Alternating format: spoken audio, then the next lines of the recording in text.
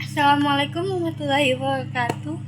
Puji syukur kita panjatkan kepada Allah Subhanahu wa Ta'ala yang telah mencurahkan rahmat dan hidayahnya kepada kita selaku umatnya.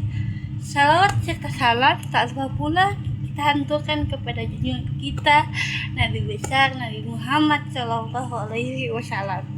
Perkenalkan, nama saya Syifa Samsudin dengan NIM 25124003 dari Prodi Manajemen Pendidikan Islam semester 2. Baiklah, tanpa berlama-lama saya di sini akan membacakan hadis yang berjudul etos kemandirian dan tanggung jawab sosial sebagai pilar manajemen pendidikan Islam. A'udzu billahi minasyaitonir rajim. Bismillahirrahmanirrahim. Al-Hakim bin Hizam radhiyallahu anhu anin Nabi sallallahu alaihi wasallam qala al-yadul ulya khairun minal yadus Sufia wabda bimam ta'ulu wa khairus sadaki an yahrikina wa man yastafif yu'ifhulahu wa man yastagni yughnihillah. Artinya, dari Hakim bin Hizam radhiyallahu anhu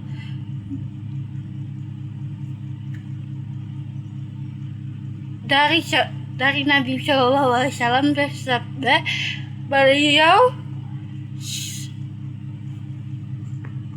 bersabda, tangan yang di atas lebih baik daripada tangan yang di bawah, dan mulailah dari orang yang menjadi tanggunganmu, dan sebaik-baik sedekah adalah yang dikeluarkan dari orang yang tidak membutuhkannya.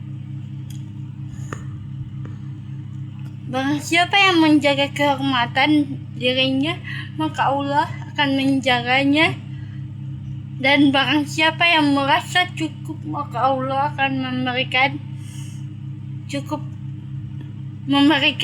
kecukupan kepadanya. Hadis riwayat Bukhari dan Imam Muslim. Dari ayat tersebut ada makna yang tersimpan dalam hadis tersebut.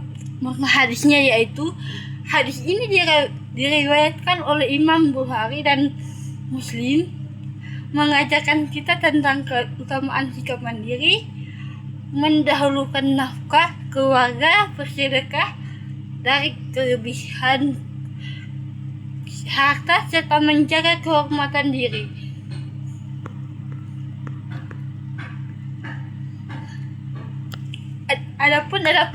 Adapun penjelasan dari wafaid al-hadis, pembelajaran dan hikmah kewajiban pekerja profesional, itkan dan ihsan. Hadis ini sesungguhnya Allah menciptakan seseorang yang apabila ia mengerjakan suatu pekerjaan, ia melakukannya dengan sempurna. Hikmahnya, setiap tugas pengelolaan pendidikan wajib diselesaikan dengan tuntas, akurat, dan penuh tanggung jawab. Perencanaan hari esok, yaitu hadisnya, yaitu sebaik-baik manusia adalah yang harinya sekarang lebih baik daripada hari kemarin. Pelajarannya, seorang manajer atau pendidik harus terus melakukan evaluasi dan merencanakan perbaikan untuk masa depan. Keteladanan dan pembinaan rahmatan lil alamin.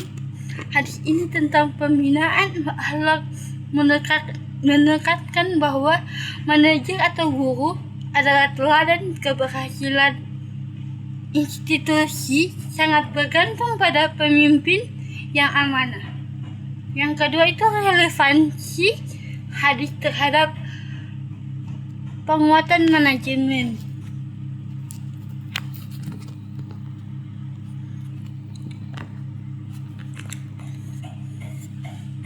Pendidikan Islam, hadis menjadi rujukan fundamental yang secara operasional bersesuaian dengan prinsip dasar manajemen modern, mencakup 4 pilar, yaitu perencanaan atau planning, mempersiapkan target pendidikan secara matang untuk masa depan, yang kedua itu pengorganisasian atau organizing, pembagian tugas yang adil sesuai kompetensi, misalnya menunjuk guru atau tenaga kependidikan sesuai dengan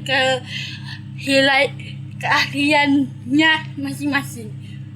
Yang ketiga itu pelaksanaan atau actuating, pemimpin berfungsi sebagai motor penggerak dan panutan atau motivator dan inspirator bagi warga sekolah. Yang keempat itu pengawasan atau controlling, mengevaluasi dan meluruskan setiap kekeliruan dalam proses belajar mengajar secara objektif dan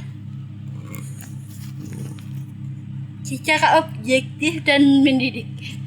Yang terakhir, di bagian terakhir, yaitu internalisasi nilai-nilai dan implikasinya. Internalisasi nilai, penerapan sifat Rasulullah seperti amanah, yaitu bertanggung jawab, sidik yang artinya jujur, fatanah yaitu cerdas atau inovatif, dan tablik komunikatif.